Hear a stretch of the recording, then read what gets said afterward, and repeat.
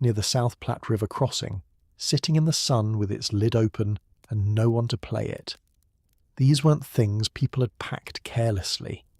They were things people had packed with hope and calculation, convinced they could make it work, and then abandoned in the hard arithmetic of survival somewhere in Nebraska or Wyoming when the oxen started dropping and the math stopped adding up.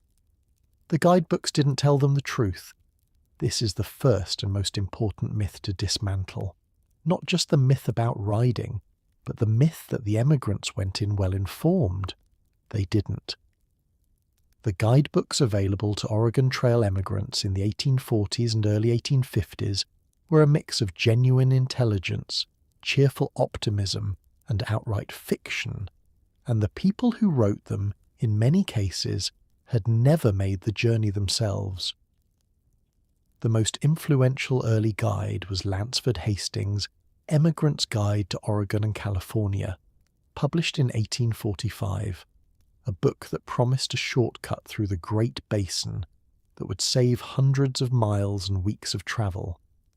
Hastings had looked at the route on a map. He hadn't walked it. When the Donner Party followed his Hastings cut-off in 1846, they found terrain so brutal, so waterless, so nothing like what the guide described, that they lost weeks rather than saving them, weeks that put them in the Sierra Nevada in October, when the passes were already threatening to close. The guidebooks also fundamentally misrepresented the emotional and physical reality of the journey. They described the prairie as park-like. They described river crossings as manageable. They described the distances between water sources in the desert sections as challenging but achievable. None of these descriptions were dishonest in a deliberately malicious way. They were the descriptions of people who needed readers to believe the journey was possible, which it was, but who shaded that belief into something that felt close to comfortable, which it was not. Here's something even less discussed. The famous wagon itself wasn't purpose-built for the Oregon Trail. It was adapted.